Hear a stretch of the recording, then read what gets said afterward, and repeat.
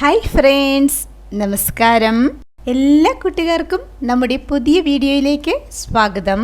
ഇന്ന് നമ്മൾ വളരെ ടേസ്റ്റി ആയിട്ടുള്ള ഒരു 4 മണി പലഹാരമാണ് തയ്യാറാക്കിയെടുക്കുന്നത്. വൈകിട്ട് നല്ല ചൂട് ചായയുടെ കൂടെ കഴിക്കാൻ വളരെ എളുപ്പത്തിൽ നമുക്ക് ഈ ഒരു പലഹാരം റെഡിയാക്കി എടുക്കാവുന്നതേ ഉള്ളൂ. അപ്പോൾ വളരെ ടേസ്റ്റി ആയിട്ടുള്ള ഈ ഒരു പലഹാരം എങ്ങനെയാണ് തയ്യാറാക്കിയെടുക്കുന്നതെന്ന് കണ്ടു നോക്കിയാലോ. നമ്മുടെ ഈ ഒരു പലഹാരം തയ്യാറാക്കിയെടുക്കുന്നത് ബ്രെഡ് ഉപയോഗിച്ചിട്ടാണ്. നമ്മളിവിടെ 5 സ്ലൈസ് ബ്രെഡാണ് എടുത്തിട്ടുള്ളത്. ബ്രെഡ് ചെറുതായിട്ട് കട്ട് ചെയ്ത് ബൗളിലേക്ക് ഇട്ട് കൊടുക്കുന്നുണ്ട്. വലിയ ബ്രെഡാണ് എടുക്കുന്നതെങ്കിൽ ഒരു 4 സ്ലൈസ് ബ്രെഡൊക്കെ മതിയാകും. ബ്രെഡ് ഇതുപോലെ ചെറുതായിട്ട് കട്ട് ചെയ്ത് എടുത്തിട്ടുണ്ട്. ഇനി നമുക്കിതിലേക്ക് കുറച്ച് ചേരുവകൾ ചേർത്ത് കൊടുക്കണം. കനം കുറച്ചരിഞ്ഞെടുത്ത സവാള ചേർത്ത് കൊടുക്കുന്നുണ്ട്. നമ്മളിവിടെ മീഡിയം സൈസിലുള്ള ഒരു സവാളയാണ് ചേർത്ത് കൊടുത്തിട്ടുള്ളത്. കൂടെ തന്നെ ഒരു പച്ചമുളക് ചെറുതായിട്ട് അരിഞ്ഞത് ചേർത്ത് കൊടുക്കുന്നുണ്ട്. 1 ടീസ്പൂൺ ഇഞ്ചി പൊടിയായിട്ട് അരിഞ്ഞത്, 1/2 ടീസ്പൂൺ പെരുംജീരകം ചേർത്ത് കൊടുക്കുന്നുണ്ട്. പെരുംജീരകം ചേർത്ത് കൊടുക്കുമ്പോൾ നമ്മുടെ ഈ ഒരു പലഹാരത്തിന് നല്ലൊരു ടേസ്റ്റ് കിട്ടും. പെരുംജീരക പൊടിയാണ് കയ്യിലുള്ളതെങ്കിൽ അത് ചേർത്ത് കൊടുത്താലും മതിയാകൂട്ടോ. ഇനി നമുക്ക് ആവശ്യമുള്ളത് കടലമാവാണ്. 1/4 കപ്പ് അളവിൽ കടലമാവ് ചേർത്ത് കൊടുത്തിട്ടുണ്ട്. കൂടെ തന്നെ 2 ടേബിൾ സ്പൂൺ വറുത്ത അരിപ്പൊടി ചേർത്ത് കൊടുക്കുന്നുണ്ട്. നമ്മൾ അപ്പത്തിനും ഇടിയപ്പത്തിനും ഒക്കെ എടുക്കുന്ന വറുത്ത അരിപ്പൊടി ഉണ്ടല്ലോ, അതാണ് ചേർത്ത് കൊടുത്തിട്ടുള്ളത്. 1/4 ടീസ്പൂൺ മഞ്ഞൾപ്പൊടി ചേർത്ത് കൊടുക്കാം.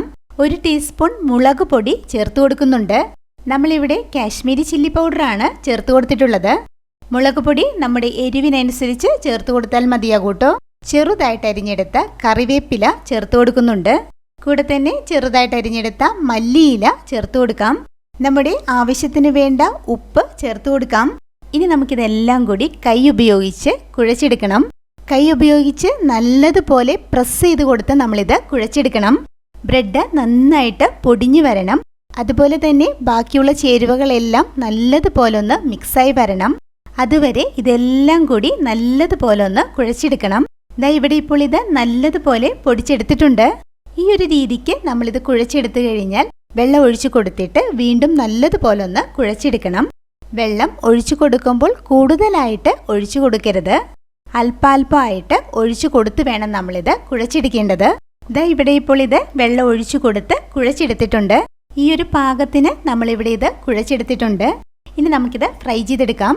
ഓയിൽ നല്ലതുപോലെ ചൂടായി വരുമ്പോൾ ഇതുപോലെ അല്പാൽപമായിട്ട് ഇട്ട് കൊടുത്ത് ഫ്രൈ ചെയ്തെടുക്കണം. നമ്മളിത് ഓയിലിലേക്ക് ഇട്ട് കഴിഞ്ഞാൽ ഉടനെ തന്നെ ഇളക്കരുത്. 1 മിനിറ്റിനൊക്കെ ശേഷം നമുക്കിത് തിരിച്ചും മറിച്ചിട്ട് കൊടുത്ത് ഫ്രൈ ചെയ്തെടുക്കാം.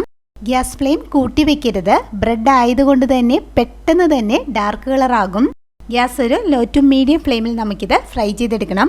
നല്ലൊരു ഗോൾഡൻ ബ്രൗൺ കളർ ആകുന്നത് വരെ നമ്മളിതൊന്ന് ഫ്രൈ ചെയ്തെടുക്കണം.